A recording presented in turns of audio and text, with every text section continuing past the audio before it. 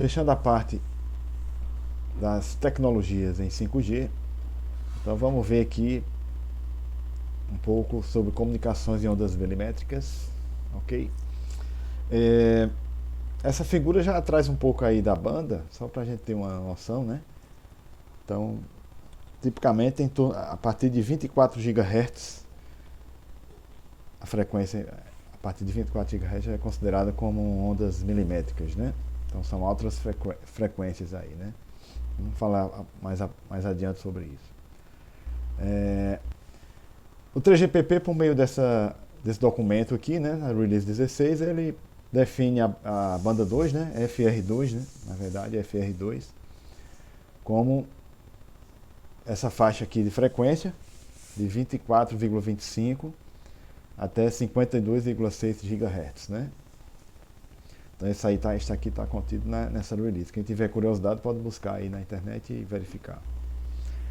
E também já há debates agora, né, debates recentes, sobre a expansão para uma nova banda, né, que é a criação da FR3, né, essa frequência aí que vai compor essa faixa de frequência aqui, 52,6 a 71 GHz. Né.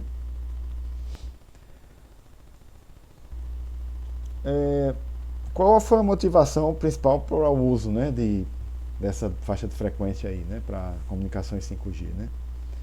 Inclusive é uma singularidade, né, dessa tecnologia 5G, né, exatamente, comparando com as outras, né, com 3G e 4G, é a utilização de ondas milimétricas, né, para telefonia móvel, né. Até então ninguém tinha sido feito isso ainda, né, por vários motivos, né, a questão do desafio tecnológico para a eletrônica, né, para trabalhar com altas frequências, a questão das antenas, etc. Tem várias razões aí. E por que eu uso, além dessas razões técnicas, né, tem essa razão aqui também do uso prático, né? Primeiro, que isso aqui já foi dito em outras aulas, mas vale a pena repetir, né? Reprisar, para fixar aí na memória de vocês. Então, principalmente tem dois motivos em relação ao uso, a parte mais prática da coisa, né? Primeiro, a parte do espectro até 6 GHz, né? Abaixo de 6 GHz já está bem ocupado, né? Já tem muitas aplicações em uso. Inclusive aquela faixa de 2,4 GHz tem as aplicações que são não licenciadas, a gente tem um espectro livre e muita gente tem muita coisa aqui em uso naquela faixa de frequência também, né? Então tem muita coisa, aqui tem alguns exemplos aqui, né?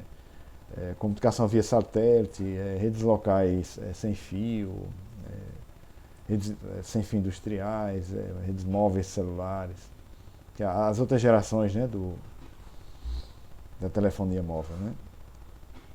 E a partir de 6 GHz à frente, né? Então o espectro tá mais, tem muita banda disponível e ainda muita coisa que não foi nem licenciada ainda. Então é bem abundante. Então até essa ordem aqui de 300 GHz, né? Tem muita coisa lá. Por enquanto o 5G não está vislumbrando essa faixa não, né? Como eu falei agora há pouco, a gente está agora na faixa dos 70, né? Chegando aos 70 GHz, né? De uso, né? Para uso, né? O segundo motivo outra coisa é a questão a largura de banda absoluta nas frequências de milimétricas é muito maior, né, que nas frequências de microondas.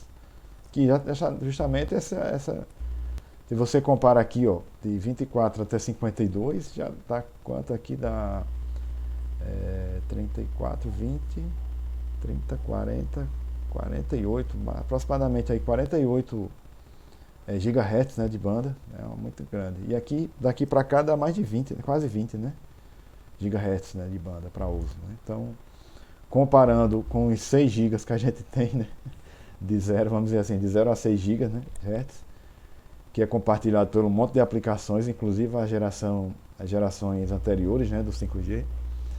Então é muita coisa que se pode explorar aí.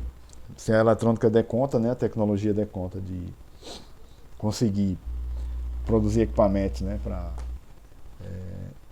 atender às necessidades, né, de uso, né, com a qualidade de serviço exigida, né, pelas aplicações nessa faixa de frequência. Esse é um espectro a ser explorado aí. E como é que está mundo afora o uso dessas bandas, né?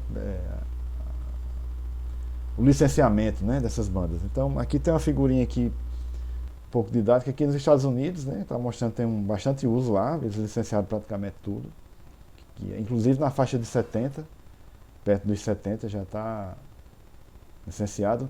Na Europa, então, está dentro do definido do 3GPP mesmo, tem essas bandas aqui. No Brasil a gente está aqui, né, nessa faixa aqui, dos 24, 25 GHz, né, por aqui. A China, né, está aqui com a banda, a unidade aqui é GHz, né, vale salientar aqui. O Japão e a Coreia do Sul, né. Então tem vários países aí de ponta, né, de tecnologia nessa parte aí de 5G. Um outro mapa aqui, mais didático, nesse mapa mostra o resto do mundo, né? Então perceba aqui, um destaque aqui é os Estados Unidos, eles estão praticamente trabalhando, atuando em todas as bandas, né? Tem todas as cores aqui presentes aqui nessa legenda, né? Essa fonte aqui foi um trabalho aqui da Ericsson 2021, né? E aí, o Brasil, tá o azulzinho aqui que é o Brasil, é justamente aquela faixa que eu acabei de mencionar agora há pouco aqui na apresentação, né? Até 26 GHz. Ok? Vamos dar uma pincelada aqui sobre técnicas de medição de RF para sistema 5G, né? Esse é um ponto importante para, dependendo do perfil aí da plateia, né? Quem tiver um perfil mais para essa parte de comunicações RF e tal, e se interessar por isso, pode buscar essa referência aqui, né? Essa referência o pessoal fala um pouco bem mais detalhado isso aqui, né? Explica um monte de coisas lá, de técnicas usadas, as diversas técnicas, né, usadas para a questão de medição e avaliação de desempenho, né, do sistema 5G, né? Então vou trazer aqui o que mostra, né, as diversas técnicas existentes na literatura, né? Mas basicamente você pode dividir em 3 partes, essa parte de medição, né? Técnicas de medição. Medição e calibração de padrão, técnicas de características de RF e teste de desempenho do sistema. Então, existem algumas normas do 3GPP, um conjunto, né, na verdade, de normas, várias normas, que especificam como essas técnicas devem ser aplicadas, né? Para calibração, para avaliação de desempenho, para teste de qualidade do dispositivo do usuário, né, o equipamento do usuário. Então existem várias técnicas e além disso a literatura traz muitas outras, né? Então nesse mapa aqui, tirado dessa referência, ele mostra diversas técnicas existentes na literatura, né? Em termos de 3GPP, a gente tem aqui essas técnicas, essas várias releases aqui, né, vários documentos aqui, né, em várias releases, né, basicamente a release 16, né, esse aqui é da release 16, esse documento também aqui esse também esse também, esse aqui é da release 15 e o último aqui da 16. Então, a maioria aqui da release 16, né, a maioria desses documentos aqui. Aí, lembrando que cada documento desse é um relatório, né, que o pessoal está identificado por esse número aqui, né. Acho que vocês já sabem disso, né, falou várias aulas que a gente já cita nessas referências. Acho que o pessoal já conhece esse padrão aqui do 3GPP, né. Então quem tiver curiosidade em alguma delas pode buscar aí na internet e dar uma olhada, né.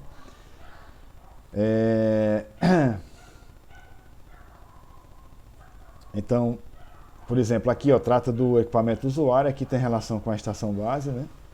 Aqui do equipamento do usuário a gente tem mais de uma, né. Tem essa aqui e essa aqui, também a quarta aqui, né. 1, 2, 3, a quarta aqui.